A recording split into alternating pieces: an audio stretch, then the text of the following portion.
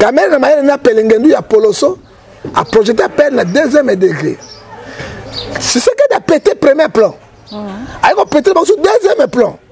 Ah, à l'ongoli même magistrat va s'amuser Kamere a tenu na deuxième degré.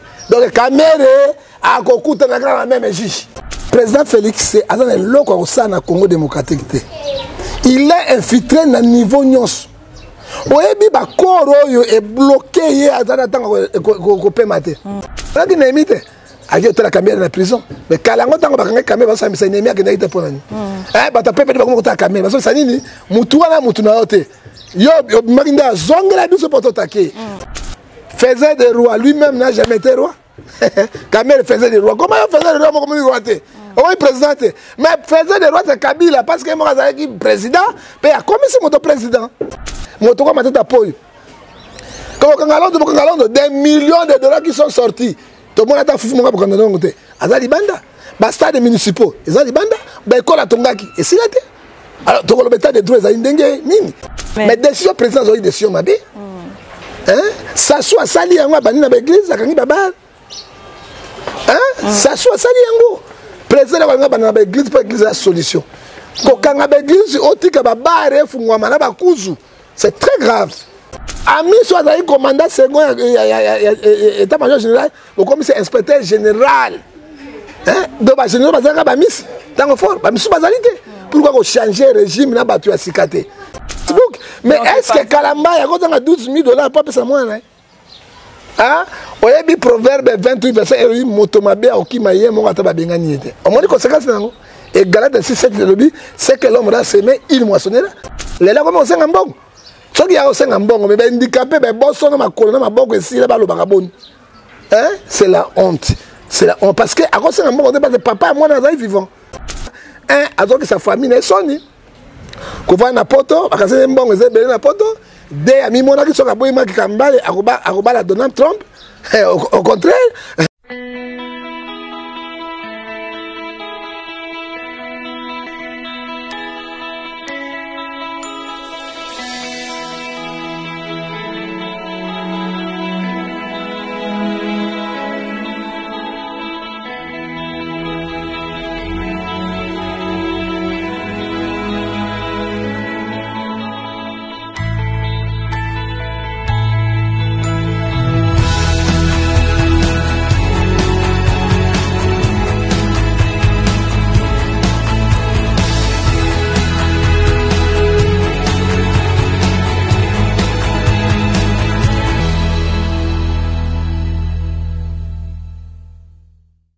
Bonjour fidèles internautes, vous êtes connectés sur Bio Live TV. Merci à Balandinion, surtout à Bio Live TV. Merci à mon général Jeff Makaya pour Tata Bilanga Bio, na Dallas. Moi, la Moussala Congolais, sponsor patron. Joyeux anniversaire à mon général Makaya depuis Dallas. Bien que ça a mis un peu en retard, mais tous en rapport souhaiter joyeux anniversaire. Équipe technique Mobimba Bio Live TV va souhaiter vraiment joyeux anniversaire.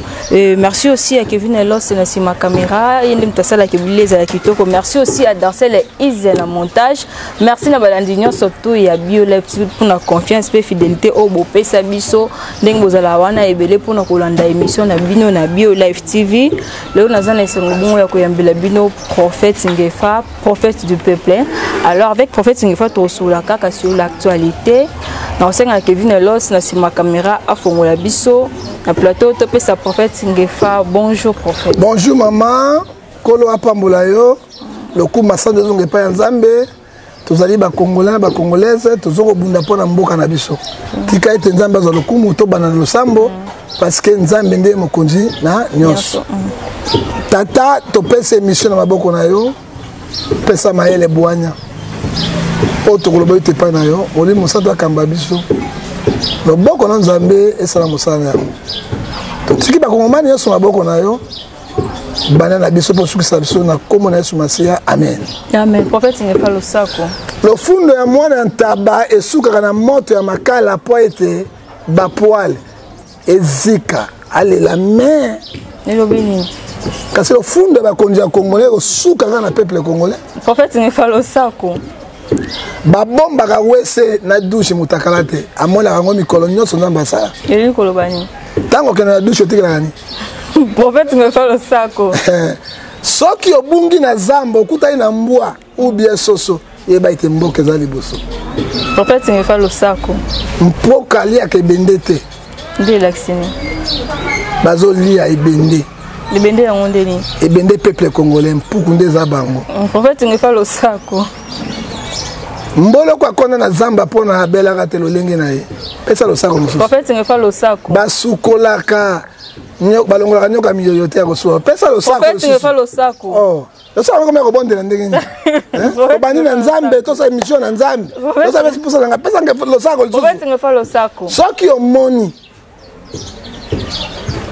ngando mine gâté ko sukola mine ta kata loboko. Prophète me fait le sako.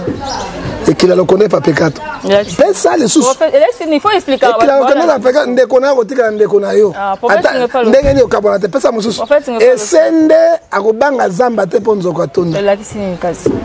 Nzoko ne peuple. Prophète me fait le sako. Chokoli londe mokonzi. Chokoli londe mokonzi. Voilà fidèle internaute vous allez la wana belé pour na Rolanda biso. Merci beaucoup. En tout cas bobenga bokota botala vraiment bolanda vraiment émission jusqu'à la fin avec le prophète Ngefa. Prophète Ngefa, toujours le Makambo étali procès à 100 jours et M. Vital Kamere, qui appelle Oyo, deuxième degré, pour un rendez-vous avec le 24 juillet, mais tout le monde bâti le sous pour le 7 août.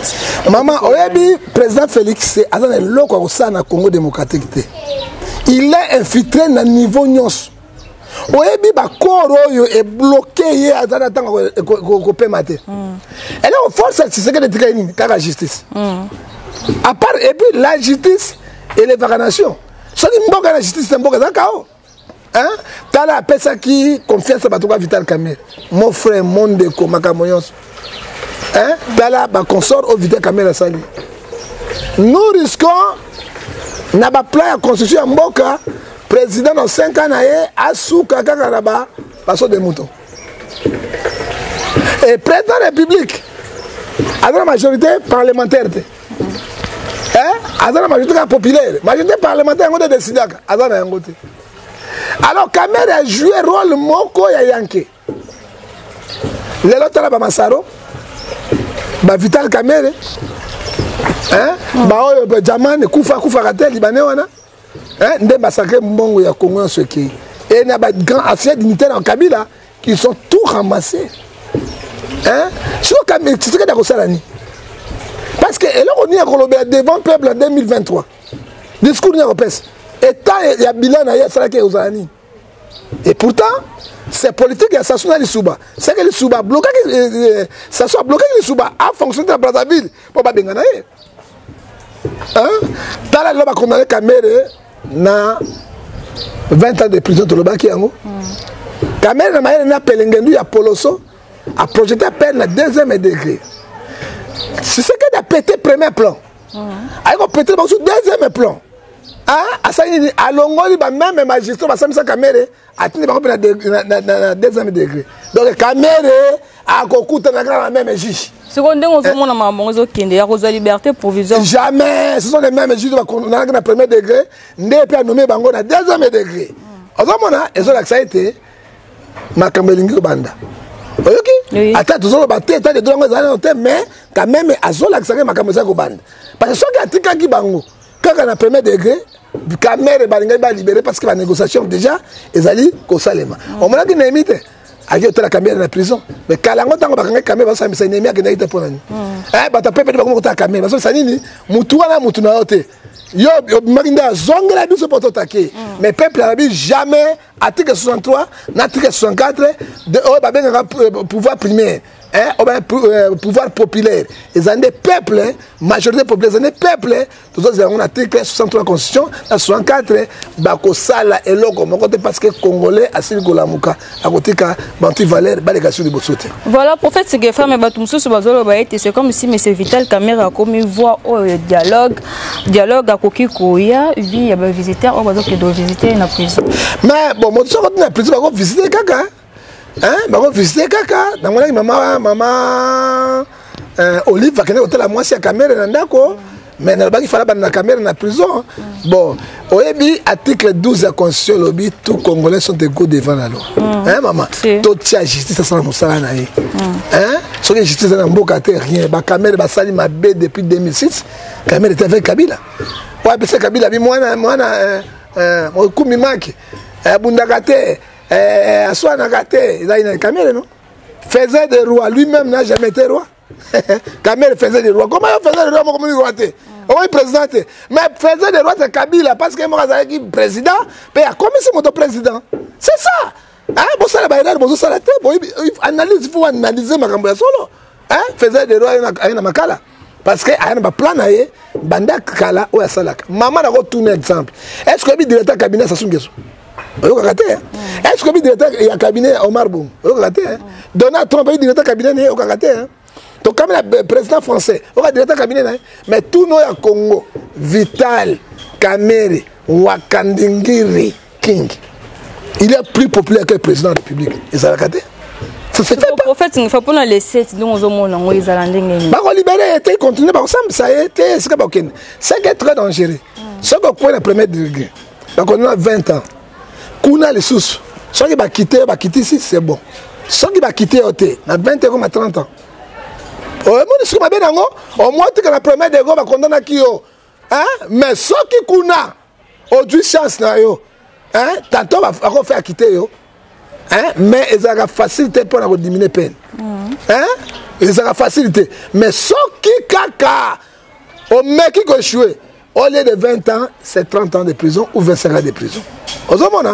Kamera a tenté la négociation, le chef de l'État africain, mais article 220 de la Constitution lobby, indépendance et pouvoir judiciaire. Parce que le président de la République, il a dit pouvoir judiciaire et Kanagaï Pessambici. Coup constitutionnel, c'est pouvoir judiciaire. Coup de cassation, c'est pouvoir judiciaire. La grande tribunal, c'est pouvoir judiciaire. Hein? Et puis, article 51, et 151 de la Constitution lobby, le pouvoir exécutif n'a aucun droit de donner l'injonction si le pouvoir judiciaire. C'est l'indépendance du pouvoir. Tolingi attaque Tshisekedi. Ananion sauté. Article de pouvoir judiciaire Asimba, total koleka. Malgré les caméras de mon côté, tous les bateaux FCC, Bazuba Mbongo, Bazali Banda, Tolingi Bango Balanda caméra. J'étais ça Moussana. Alors, au cas j'étais ça Moussana côté. Motoka Yuma Bazali Banda. 250 millions de dollars chez Camille. Il est dehors. 780 millions de Jécamine. Azali Banda. Motoka Matata Poyo. Des millions de dollars qui sont sortis. Tout le monde a fait pour qu'on ait côté. Azali Banda. Basta des municipaux. Azali Banda. École à Tongaki. Et si là, alors, tu as le bétail de droits à Indenge. Mini. Et tu as la caméra. La petite personne, tu as Bango Nyoso. Bazala interpellé. Pour être la vérité, il y a solo et si que ça. Maman, mon talent, il Ligborodo, il m'a dit mais Ligborodo, il terme ya bakinois. Ngana za kinois te na bota mina mbandaka ne kanga ngenge pipili bibende. To benga ka Ligborodo wana mbandaka mongbele. Oki mongbele, moko mosuni petit. Bodo. Motalia ka bodo. Poso abino bina na kayuka yo mona kisaso bota miao. Oki bodo ni bodo. Mais crapo ye wana mongbele. Yo ni mongbele. Non, grenouille n'est pas lié. Pas de grenouille, on n'a pas de grenouille. Somme, quelqu'un a internet, je demande pas de pâte de grenouille. Il faut ça mon robot. Pâte de grenouille. Mais on a grenouille. Mais autre ben crapaud dans ma kwanza. On s'est on a crapaud. Mon colon montalia quand ma kwanza. Et nakasima ndesika tozali o tozokende nango lelo oyo tozali tozoli loko ngo biso de lo mama mutuna na zakini ni nomoni ye munene olembo na ye munete ya politique na le moto azana kimia azana Yesu akoya munene tanga tanga pasi oyo azana Yesu asukolaka siko binga munene mais apôtre Zai au de point noir ponga la tikaki libumuta libumango ebimi na tika misuna kingo te misuna na misuna kingo ebimi loko obini oyo moto ne abeta ba spirit nani wana katela ngo golbe abimo ka na banga Zai za beta nga kwete kuna bongo apôtre Zai nga basimba sa sute akopesa ba spirit zambe na za congolais mais azo évoluer na Brazzaville parce que papa ya bazaka partout kolo pambola yo te ezali kimia ezali kobondela nzambe et puis mama bakangi biso baeglise tozwi repos ebele bandimi bazalaka na mitungisi moko somo mama mitungisi oyo na bandimi koleka baeleve na baétudiant me mitungisi bondela ngai papa naliaki te mobali na ngai beti ngai likofi papa na ngai naboma libala donc biloko wana esalaka biso mabe tozwi repoti sikoyo tozotonga nde le 15 to banango makambo na biso réaction ezalaki nini prophète ngefa na présenter ba mes condoléances na nga na famille ndenge oza éprouvé nakundi na moto te mais namoni contribution na première fois na journaliste bon journaliste na bapasteur bandenge bo bakabaka te bapasteur bakabaka ta moke te maboko makasi koleka bakongo ok mais journaliste mpe ndenge moko balingi bapesa bango mais ezali toute première fois namona journaliste bandeko ya solo Kadija Bonjenga FBI ya solo yo leki bango aye pena continue papa ta la contribution na Nzambe apambola yo mais décision président zo décision mabe ça soit sali yango bani na église akangi baba ça soit sali yango président ba ngaba na église pour église la solution ko kanga ba église otika ba bare fungwa na ba kuzu c'est très grave or que église est lieu de paix 2 Chroniques et puis na 7 verset 14 au sein de l'aide de Dresse humilié ceux qui battent baleli ba bonne Nzambe pour sa solution 2 Chroniques na verset 15 4 ceux qui n'attendent pas ba voka Nzambe alola ayoka qui appelle ça une solution Matthieu 11 28 bwana mikuma na ba yake pa Nzambe mais ko kanga ba église ko tika ba bar na bakuzu tofuta taxe tofuta ba taxe bato deko ba lekaka chaque année chaque mois ko joa ba taxe ya l'état ba ibino pe boko mebele nyondo mboko sapelenge ndu na mboka bon so to ko mebele siko ba bar na bakuzu ze bele ba kangi yango te point pasteur net na bato bo mabato pasteur net na bato sa kindumba pasteur net na bato bo sa ba escroquerie nous prêchons la parole de la paix toujours vendre sabato kimia ba pasteur au contraire bazo contribuer à l'évolution en mboka tona ba kuluna tona bato mabe oya mabe ba sase ba bongo ma batika pona ba pasteur ofuta ka bangoni na poto ba futa ba participation na bango ba futa ka bangoni yo bisa ba pasteur ba sana ba ndumbo ya mabe ba bongo ba kuma ba pasteur au Christ ba imbela Nzambe ba simba micro mais faut bosser la pente que mabe zo sala maminga ba église mais tango malamu ezali mabe pe ko sala toujours yeso ali matiti mabe non malamu ko sanganya okabola yamo et bato mo basali mabe tout bax non ça c'est fausseté mais quand même basala kamaki mabe na bango ba contribuer mingi pour na développer mboka pe bo pesa kimia na mboka siko pona makambo etali bibembe ndemba biki bibembe ndo yaka esali mwa 45 minutes maman la félicité parce que basala ne tout là parce que bembe ça ki lokola ko le fête bon loué basale ala la mokolo moko biloko ebele na Brazzaville c'est comme ça corps ils sont quand nda côté so corps ebimi na morgue directement boko tika ngona itatolo to na kata cimetière et na décision va président gouvernement lobi yango na ndimi nga bien pour ba perte mosu to diminuer mais la plupart bato basala ba salwana examine ba député est-ce que bango bolinga basa perte wana pe député anani député quand voter bango ba nommer bango nommer ba osala ba perte ba kotula ibala baba la micro sote mais bibembe ku fa chaque jour ba ko kwa lolo non ba c'est le sac pourquoi tu me fais le sac so ki okay na zamba okuta na ntaba ou bien soso mboka ezali pembeni wana voilà fidèle internaute to continuer car avec le prophète Ngefa to le bel kambo etali ba nomination to moni balongoli John Lumbe batie monsieur Tango Foreli kolobani maman ezali balongoli Saint-Pierre Bilama Saint-Paul basali le côté ezali disciple moko ya Jésus to lobi na président il doit faire attention avec tous ces gars là président akamata makambo Kabila Salaki azoi ba colonel no ba général parce ba fonction lelo Elvis c'est colonel yo a commis général il y a plus lelo Kasson c'est colonel yo commandant de la ville pourquoi yako salata ka bato kwa John Elumbi moto asali ba dégâts minene a open armée ba longoli inspecteur général ya fait c'est plus que chef d'état-major général ba poste les alakate inspecteur chef d'état-major général et alakate ami soit d'ailleurs commandant second état-major général au commissaire inspecteur général donc ba général bazaka ba miss tango fort ba miss bazalité pourquoi ko changer régime na batu ya sikate tala la moto John Lumbi autolobi article 188 de la constitution militaire, police, bazali à la politique. Non à la politique. Bah ça, la cause à la politique.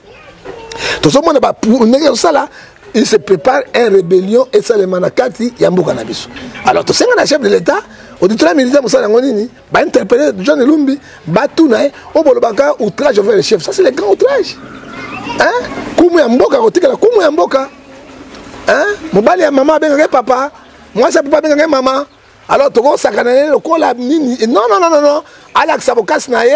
Yépe makasi neka justice ngai te ba juge ba samusala yango to condamner ba tel propos au John Lumbi azako bimisa devant Tshisekedi yako bimisa devant Kabila ah même Kabila a na pouvoir te John Lumbi bimisa devant Kabila non et John Lumbi zo na été alliance ba sala mboka yotama pa coalition yotama na FCC cash PNC bango de bana pouvoir soki mbwa na mbwa bino na bino bokomi ko swana ekozala malamu te pesa losako mbwa sui mbwa na suki wana prophète Ngefa malgré ba marche haute et salamaki mikolo uti koleka mais pourquoi monsieur Rosan Malonda azo démissionner maman eza mawa mingi na politique africaine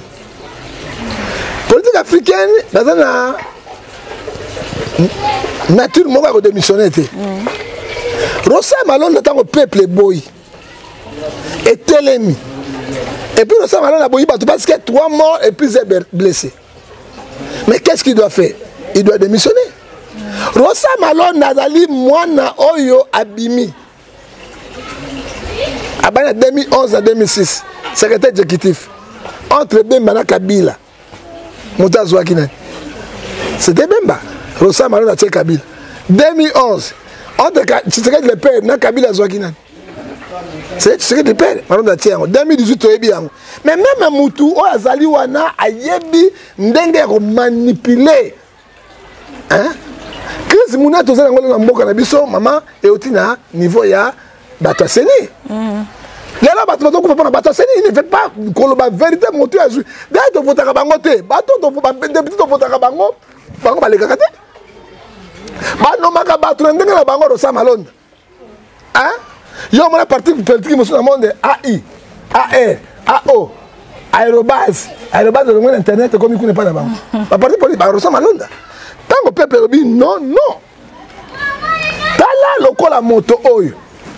Professeur Oyo Tolobi Roger Bibouala Mapuya a sa vision du management électoral de la CENI.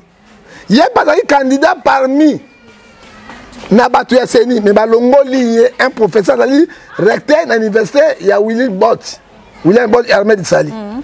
A commis des visions Oyo. Il faut réformer Yasseni et Banana Sentinelle, qui est président de Bango. Il faut audit Yakota. Batouche ba machine wana nyoso ya mabe ba teba virus ba longola yango parce que ye azali mwana diaspora c'est papa tokotika bitumbo ka soki mwana biso diaspora koti ba longola yango ba réformer yango ba salaire ba futa bata senite ba futa yango tala awa ayiko sala ba mikana na ye oyo plan ya CENI restitution à CENI et prendre un nouvel management électoral. Ah, on a su comment a sali comment CENI et Koki ont fonctionné pour ebimisa bateau ya solo. Professeur Roger Bibouala Mapuya. Aza mwana ya Congo. Tala ba tel bateau ba sali ba livre. Akoyi ba livre si CENI et belé.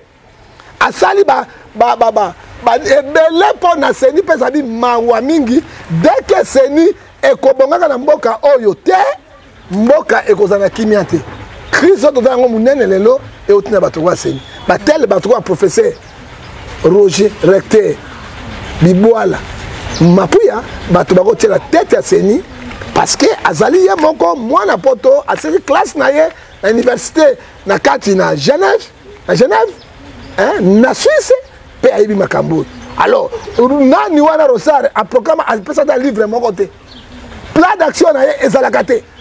Donc, FCC Nzambe à Mokili Oyo, le coup de mutu na bango pour 2011, 2019, 23, balong batira batu na bango la majorité parlementaire peuple lobby non. Le coup il y a démissionné té. Balobi ba suspendre na motion na ye. Na septembre ba kozomisa yango. Alors ba kokutana na kati ya peuple na tika 64, 63 et puis peuple et qu'on péter les bango ba plan.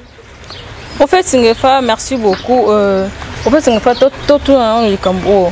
Après, avant confinement, na confinement, après confinement, vous avez la différence. Et là, comment résultat, tu as eu un confinement, tu as eu un temps de on a 2000 francs, 1000 francs, quand on a monté 1000 francs, 1000.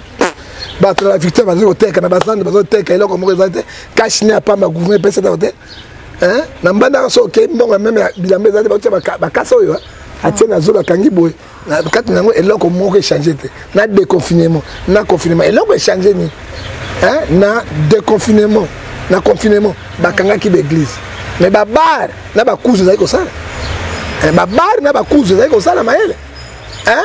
Na déconfinement, ba déconfiner bango, mais ba kangi l'église o ezali et ko sala quelque chose pour la République.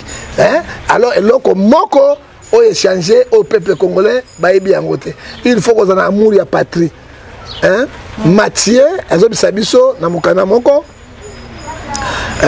13 alobi il faut qu'on ait un amour ya bato. Ça amour ya bato moyen makambo tambola malamu ezate Jean 13 verset 34 na tiki bino beko ya moko aimez-vous les uns et les autres. Bango ba milinga bango moko bato mbongo biso bato zangi mbongo ba yebi biso te. En fait, c'est que aussi mal comme étali dollar, tout le monde a dollar raison mata. Mikolo na mikolo, mikolo na mikolo. On mikolo bani ni état. Maman li kambo ya dollar ko lo baté parce que dollar o simba kayango eza ba réserve monétaire. Si le franc congolais na suba cementé. Mbongo yo suba devise étrangère et longwe na banque centrale et pays. Effectivement, franc congolais très mutakala, il faut to comme un niveau to ça yango. Tozo kende wapi lelo 220. Toko suka boni, to futa bato na franc congolais, to futa bandaka bato na dollar, ba ekola bana na dollar, to liaka na ba dollar, to ya dollar par jour. Toko suka ndenge nini, rôle nini ya gouvernement. Oyebi peuple Bible zone sa bisobo. Proverbe 14 verset 28. Quand les peuples sont dans la ruine, hein? C'est le malheur du roi. Mais quand les peuples sont dans la joie, c'est la gloire du roi. Le peuple est dans la ruine, il va pas se payer. Si on équilibrer dollar, on équilibrer on imagine parce que si on sur la réserve monétaire sur bâtiment exaté, hein, tu éviter d'ici fin de l'année comment les Congolais vont vivre. Ok, voilà, fidèle entendant, comment la souka. Dernière question, les prophètes Singefa, le but de mon qui Madame Peniel, ou azali ex, moi si pasteur Kalambai, a qui communiqué que non, à ce singadon, batuba sunga, mon année ya souka, ou azala maladie fiscale, pour traiter, alors ils ont $12,000. Et tant que vous m'avez dit, est-ce que réaction. Maman, batika ko ambrier, bato ba Peniel, oyo. Bato a pelengendu, bato solo, bato a poloso. Est-ce que Peniel a reçu un mbongo pour la moine à Maïke Mokibai? Kalambai? Peniel n'a pas eu Maïke Kalambai. Il y a pas d'États-Unis d'Amérique. Hein? Peniel a dit que Goloba, Lelo a dit que moi, je suis malade, c'est un tombon. On a Facebook. On a Facebook. Mais est-ce que Kalambai a $12,000 pour payer moi? Ah, oyebi proverbe 28 verset 1 motomabe okimaye mo ataba bengani ete. Omoni conséquence nango. Et Galate 6:7 le lobby, c'est que l'homme a semé, il moissonnera, a loïma ben mingi na Kalambai, a dénigré, a sambousier. Omoni Nzambe a tika kamwa na ete. Hein? Luc 12:3 oye bon même m'appeler le bosso na kolo. Lela comme on sait ngambong. Soki ya osenga ngambong mais ben handicapé ben bosso na makolo na maboko esila ba lo bakaboni. Hein? C'est la honte. C'est la honte parce que à cause ngambong on dit parce que papa moi na zai vivant. Hein? Hein? Et puis pour benga pasteur on va bango a commissaire na nani a commissaire bango ba pasteur to ebité. Hein? Autoproclamation quand marque ambi a comme pasteur hein? Ma belle soko to bisika ndengo wana bibenga bitia. Hein? On va sango ba lekibiso. Hein? Kaka boyo longo pour koyemba o comme pasteur. C'est un pasteur bishop pape. Papa Rome archipape. Ozo mona keza sens mokote. Mais elle a bazo bosana. Bible lobi na bisobo. Éphésiens 4:11, il a choisi les autres comme les apôtres, les autres comme les prophètes, les autres comme les évangélistes, les autres comme les pasteurs, les docteurs pour la perfection de l'église. Aponi kopona. On s'en va à Pessibino botika na yango. Hein? Pour ça que fait putain et puis la comparaison n'est pas raison. Yango moni mboko ezoko na pelengendu na poloso na milimo ngotobobo à cause na bitiela mwanza. OK? Alors ngai nazo reconnaître bangote parce que ngai azali évêque parmi les évêques, les prophètes du peuple, nazo ko reconnaître bango wana te hein lobilo imatisa mona comme appelé évêque ozomona lobilo il fait partie à son programme mo comme pasteur motache maboko azate a de pas libambu le pasteur et otika ko embate frère Patrice otika te alors biloko yango ozomona ba conséquences et zo kwela bato parce que nzambe abengi bango te aponi bango na musala songolo botika na musala wana et c'est le contraire c'est ils allaient ko la moi sur ça là un azoki sa famille na soni ko va na poto akase mbongo ezebele na poto de ami mona ki soka boyi maki kambale akoba la Donald Trump au contraire toi et à sikoyo nzambe pe asimote mama ki kamba pa sunga ete ay ba nzambe akotika la nzambe ezali otobenga ngo esprit ya toiboyi alliance ngotobobo. Ok, voilà, fidèle internaute, merci de vous avoir été belé du début jusqu'à la fin. Merci aussi à Prophète Ngefa pour Nathan ou à disposer qui pour Nabiso na Bio Live TV. Prophète Ngefa, to comme na suka numéro de téléphone na ba dédicace na yo. Na pas numéro de téléphone na soko zwangai spirituellement, physiquement. Mama ya kabela makamanzambe ko. Sur l'antikuna kokunda motelanga makamanzambe to kota apocalypse na temps tozana yango bato bazoye baté donc ils ont brûlé na bato science na bato. Non, ya babino na pasteur pour na mono. Voilà, c'est bon. Oya mangana pasteur oya mala opena soko yei pour na to kota makamona solo. Olingo zwanga 00243 89 610 49 41. Le pesi mbote na papa Maseba na kati na mikonga kolo apambola yo. Aujourd'hui sur la 043 89 81 681 807 26 78 peut privé dans 043 aujourd'hui na 99 49 137 na pesi mbote na Gilles Mototo azoya tale bakata lipa ko kimi bitumba Rwanda Zambie ba beste ko ba biso ka boy manati na beste yo Gilles Mototo poloso na pesi na sali mabe Romain 16 na pesi li point ko la pambola yo na pesi mbote na ngai na mon général bio na bio Makaya Bonakati à Texas anniversaire non Zambia pambola kitoko et puis Kadija Bunzenga yone leki komikumisa yone komikumisa to pesi mbote su na mama na ngai batondoka doxia leki basinyos aleki na Kadija Bunzenga na kitoko na kati na Genève ko pambola yo papa Ngefa Barthélemy Nzambe ya pambola yo ancien bogar pe roi de Borsalino wa l'équipe mibali nyonso na kitoko kolo pambola yo Papi Ngefa président roi otobengie professeur de la sample pambola yo et to pesi lisusu bandeko nyonso bakongomani nyonso mbote surtout ser na biso tobengi Babi Kambala na Suède mama motema malamu na ko inviter yo aza koya pona kolia na ba handicapé nyonso ba handicapé nyonso yo za journaliste munene otikala te na ba handicapé be bosono baliene longo parce que bango baza bato pourquoi bato bazona ba handicap physique toza ko rejeter bango na kata société or que baza bato pe baza génie ba na mayele mama Nzambe apambola yo mama Babi Kambala na kati ya Suède ko na pambola yo to pesi pe mbote le susu na Eric Lele boss de boss ozoko makinshasa pona musala otie ba congolais na kata confinement za pambola yo to pesi mbote na box likando donc moi ne menea na kati italien to kola pambola yo et président wa Roma papa wa Roma na kati ya London kolo mkonde ba diaspora pambola yo to pesi mbote na apôtre Elias véritable apôtre na Afrique centrale azana Angola mais comme là c'est mon apôtre Nzambe pambola yo bonotika koro ya papa na mboka na kati na kimia Nzambe apesa ka wazuaka oyo koye ko continuer nango vie eza ko continuer Nzambe pambola yo to pesi pe mbote ya suka na kati na Gauthier Belle roi d'Angleterre roi de Chocolilo infiltration na kati ya royaume d'Angleterre donc mutuana na kuta solobino na ye tanga ye azutu na rappel pour Kadija pesa ba question bien atika na mbongo mibale aboya dollar pe aboya livre sterling atika na livre mibale Gauthier Belle soko betie pan amisi mbongo ya chinois siko soko bete ko to libela ya toi ti ba amisi mbongo oyo ya ba indien Gauthier Belle infiltration congolais bino congolais miso makati ya ndokite ba congolais Kolo apambola. Général Makabo to bosa de bio na bio. Tozo zilango na kata Kinshasa. Je crois boye mulamu. On laisse na Texas kuna. Ya ko laisse biso to boye ba former. Papa ngefali bimeko munene. O eza ba typhoïde. Ba former le tondindi ya ko. L'état est formol. Et tondi ya ko tonda. Tozo de papa Makabo ya. Et to pesi sumbote ya munene pona suki sa.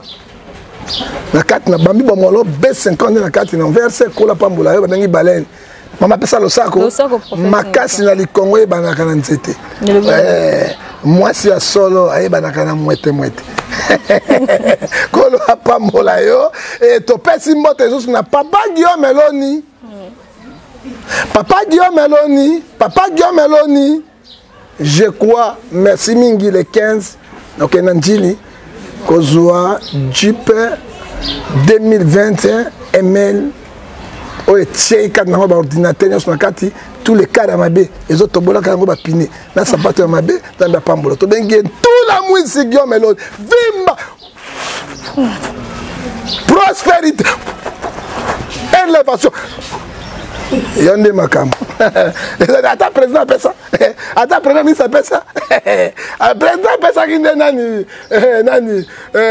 nani sakala de kuta bango ya de pesa nani fils mokoko premier ni ça pesa gouverneur Guillaume Meloni papa social tout la mwisi vimba élévation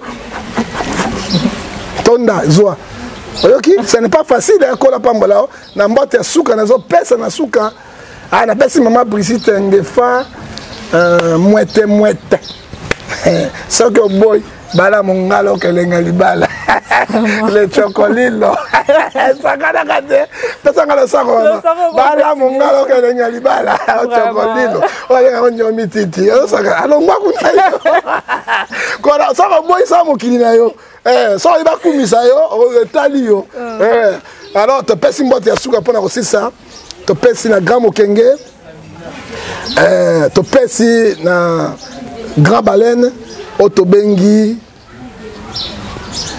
les grands prêtres de prêtres na kati l'Angola otobengi tout là otobengi lisusu mokenge nzombo bowayo likuku tout la nine bengai 6600 volts simba yo ke gaisola